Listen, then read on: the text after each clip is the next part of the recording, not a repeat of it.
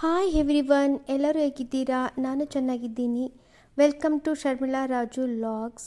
ತುಂಬ ದಿನದ ಮೇಲೆ ಲಾಗ್ಸ್ ಮಾಡ್ತಾಯಿದ್ದೀನಿ. ಕಾರಣ ನಾವು ಟೂರ್ ಹೋಗಿದ್ವಿ. ಹಾಗಾಗಿ ನನಗೆ ಲಾಗ್ ಮಾಡೋಕ್ಕೆ ಆಗಿರಲಿಲ್ಲ. ಟೂರ್ ಪ್ರಿಪ್ರೇಷನ್ಸ್ ಎಲ್ಲ ಹೇಗೆ ಇತ್ತು, ನಾವು ಹೇಗೆ ಹೊರಟ್ವಿ, ಯಾವಾಗ ನಾವು ಅಂಡಮಾನ್ಗೆ ಹೋದ್ವಿ, ಹೇಗೆ ಹೋದ್ವಿ, ಅದ್ರ ಬಗ್ಗೆ ಎಲ್ಲ ಡೀಟೇಲ್ಸ್ನ ಕೊಡಲಿಕ್ಕೆ ಇಷ್ಟಪಡ್ತಾ ಇದ್ದೀನಿ ನಾನು. ಟೂರ್ ಆರ್ಗನೈಸ್ ಮಾಡೋರು ಎಷ್ಟು ದಿನ ಏನು ಎಲ್ಲ ಹೇಳಿರ್ತಾರೆ. ಆ ಥರನೇ ನಾವು ಅವರು ಕಳಿಸಿರೋ ಒಂದು ಸ್ಲಿಪ್ ಇರುತ್ತೆ. ಆ ಪ್ರಕಾರ ಏನೇನು ಇಟ್ಕೋಬೇಕು, ಏನು ಇಟ್ಕೋಬಾರ್ದು ಅದೆಲ್ಲ ಅದರಲ್ಲಿರುತ್ತೆ. ನಾನು ಕೆಲವು ಬಟ್ಟೆಗಳು ತೊಗೋಬೇಕಾಗಿತ್ತು. ಇದು ನಮ್ಮ ಮೊದಲ ಫ್ಲೈಟ್ ಟೂರು. ಹಾಗಾಗಿ ಚಿಕ್ಕ ಪುಟ್ಟ ಟೂರ್ಗಳು ಮಾಡಿದ್ವಿ, 1 ಡೇ 2 ಡೇಸ್ ಟೂರು. ಬಟ್ ನಾನು 4-5 ಡೇಸ್ ಟೂರ್ಗೆ ಹಿಂದೆ ಹೋಗಿರಲಿಲ್ಲ. ದಿಸ್ ಈಸ್ ಫಸ್ಟ್ ಟೂರು ಫ್ಲೈಟಲ್ಲಿ. H&M ಮೈಸೂರಲ್ಲಿರೋ ಮಾಲಲ್ಲಿ ನಾವು ಕೆಲವೊಂದು ಬಟ್ಟೆಗಳೆಲ್ಲ ತೊಗೊಂಡೆ ನಾನು. ಮತ್ತು ಗಾಗಲ್ಸ್ ತಗೊಂಡೆ. ಬೀಚ್ ಹತ್ರ ಎಲ್ಲ ತುಂಬ ಹೋಗೋದಿರೋದ್ರಿಂದ ಸನ್ಗ್ಲಾಸಸ್ ಎಲ್ಲ ಬೇಕಿತ್ತು. ನಾನು 3 ಸನ್ಗ್ಲಾಸಸ್ ತೊಗೊಂಡೆ, ನನಗೂ ನಮ್ಮ ಮನೆಯವರಿಗೂ. ಮತ್ತು ಬಟ್ಟೆ ಎಲ್ಲ ಜೋಡಿಸ್ಕೊಂಡೆ. ಫಸ್ಟಿಗೆ ನಾನು ಎಲ್ಲ ಬರ್ಕೊಂಡಿದ್ದೆ, ಯಾವ್ಯಾವ ದಿನ ಏನೇನು ಹಾಕ್ಕೋಬೇಕು ಆ ಥರನೇ ಬಟ್ಟೆ ಎಲ್ಲ ಇಟ್ಕೊಂಡೆ. ನಮಗೆ ಮಾಹಿತಿ ಮುಂಚೆ ಇರುತ್ತೆ, ಯಾವ ದಿನ ಎಲ್ಲಿ ಕರ್ಕೊಂಡು ಹೋಗ್ತಾರೆ ಎಲ್ಲ ಮಾಹಿತಿ ಇರುತ್ತೆ. ಆ ಪ್ರಕಾರನೇ ಬಟ್ಟೆಗಳು ಎಷ್ಟು ಬೇಕಾಗುತ್ತೆ ಏನು ಅದೆಲ್ಲನೂ ಇಟ್ಕೊಂಡೆ. ಒಂದು 2 ಪೇರ್ಸು ಜಾಸ್ತಿ ಇಟ್ಕೊಂಡಿದ್ದೆ ನಾನು, ಹೇಗಾದರೂ ಆಗಲಿ ಅಂತ. ನಿಜವಾಗ್ಲೂ ತುಂಬ ಎಕ್ಸೈಟ್ ಆಗಿದ್ದೆ ನಾನು ಮಾತ್ರ. ಯಾಕಂದರೆ ನಾನು ಇಷ್ಟೊಂದು 4-5 ಡೇಸ್ ಟೂರ್ ನಾನು ಮಾಡಿರಲಿಲ್ಲ. This is first tour. ತುಂಬ ಎಕ್ಸೈಟ್ ಇತ್ತು ಮಾತ್ರ. ಇದು ಡೇ 1. ಇದು 5 ಡೇಸ್ ಟೂರಲ್ಲಿ ಡೇ 1 ಇದು. ಬೆಳಗ್ಗೆ ನಾವು ಮೈಸೂರನ್ನ 3 ಗಂಟೆಗೆ ಎದ್ಬಿಟ್ಟು 4:15 ಒಂದು ಬಸ್ ಇದೆ, ಹೇರ್ ಬಸ್ಸು. ಅದು ಏರ್ಪೋರ್ಟಿಗೆ ಹೋಗುತ್ತೆ. ಏರ್ಪೋರ್ಟಿಗೆ ಹೋಗೋ ಬಸ್ಸಿಗೆ ಹೋಗಿ ಹತ್ಕೊಂಡು ಕೂತ್ಕೊಂಡ್ವಿ. ಫ್ಲೈಟ್ ಇದ್ದಿದ್ದು 11:30ಗೆ 11:30ಗೆ ಫ್ಲೈಟ್ ಇದ್ದಿದ್ದು. ನಾವು 8 o'clock ಆಲ್ರೆಡಿ ಬೆಂಗಳೂರಲ್ಲಿದ್ವಿ. ಯಾಕಂದರೆ ಅದು ನೆಕ್ಸ್ಟ್ ಬಸ್ ಹತ್ತಿದ್ರೆ ತುಂಬ ಲೇಟ್ ಆಗುತ್ತೆ ಅಂತೇಳಿ ನಾವು 4:30 ಬಸ್ಗೆ ಹೋದ್ವಿ. ಅಲ್ಲಿಗೆ ಹೋದ ತಕ್ಷಣ ನಮಗೆ ಟಿಫನ್ ಎಲ್ಲ ಅವರೇ ಕೊಟ್ಟರು. ಆರ್ಗನೈಸ್ ಮಾಡಿರೋ ಟೀಮ್ ನಮಗೆ ಟಿಫನ್ ಎಲ್ಲ ಕೊಟ್ಟರು. ಆನಂತರ ಕಾಫಿ ಅಲ್ಲೇ ಇದರಲ್ಲಿ ಕುಡಿದ್ವಿ.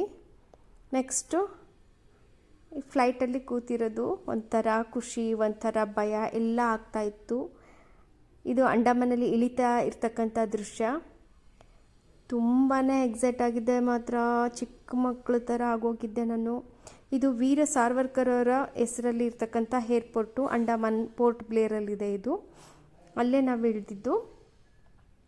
ಅವರು ಸ್ವತಂತ್ರ ಹೋರಾಟಗಾರರು, ಹಾಗಾಗಿ ಅವರ ಹೆಸರಲ್ಲಿ ಇದನ್ನು ಮಾಡಿದ್ದಾರೆ. ಅವ್ರನ್ನ ಇಲ್ಲಿ ಪೋರ್ಟ್ ಬ್ಲೇರಲ್ಲಿ ಒಂದು ಜೈಲಿದೆ, ಸೆಲ್ಯುಲರ್ ಜೈಲು, ಅಲ್ಲಿ ಅವರನ್ನು ಇರಿಸಿದ್ರು. ಸೊ ಹಾಗಾಗಿ ಅವರ ಹೆಸರನ್ನ ಈ ಏರ್ಪೋರ್ಟಿಗೆ ಇಟ್ಟಿದ್ದಾರೆ. ಇದು ಸೆಲ್ಯುಲರ್ ಜೈಲ್. ಇದು ಸ್ಟಾರ್ ಫಿಶ್ ಶೇಪಲ್ಲಿ ಬ್ರಿಟಿಷರು ಕಟ್ಟಿಸಿರೋದು. ಭಾರತ ದೇಶದ ಸ್ವತಂತ್ರ ಹೋರಾಟಗಾರರನ್ನೆಲ್ಲ ಇಲ್ಲಿ ಕೂಡಿ ಹಾಕ್ತಾ ಇದ್ರು ಅವರು. ಅವರಿಂದನೇ ಕಟ್ಟಿಸಿದ್ರು ಅಂತ ಅಲ್ಲಿ ಹೇಳ್ತಾರೆ.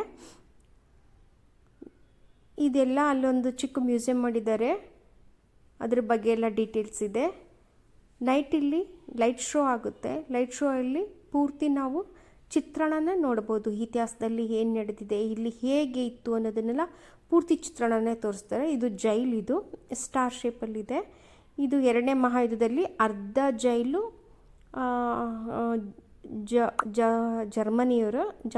ಜಪಾನವರು ಹಾಳು ಮಾಡಿದ್ದಾರೆ. ಸೊ ಉಳಿದಿರೋದು ಅರ್ಧ ಭಾಗ ಜೈಲು ಉಳಿದಿದೆ.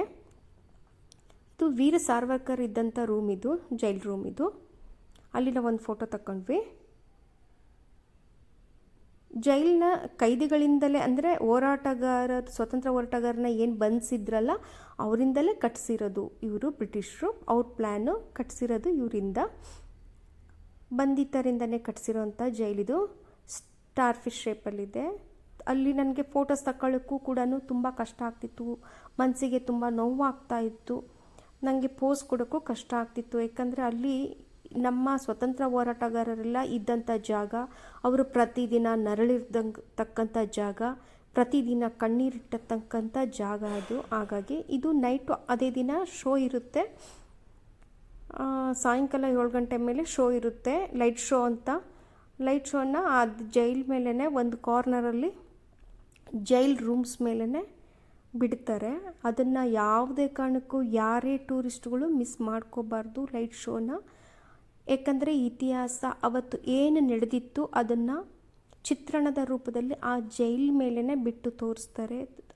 ಅದನ್ನ ಯಾವುದೇ ಕಾರಣಕ್ಕೂ ಮಿಸ್ ಮಾಡ್ಕೋಬಾರ್ದು. ಇದು ಅಂಡಮಾನ್ ಟೂರ್ನ ಪಾರ್ಟ್ 1 ಇದು. ನಾನು ಇದು ಪಾರ್ಟ್ 2 ಅಲ್ಲಿ ನೆಕ್ಸ್ಟು 3 ಡೇಸ್ ಅಲ್ಲಿದ್ದು ಎಲ್ಲ ಹೇಳ್ತೀನಿ.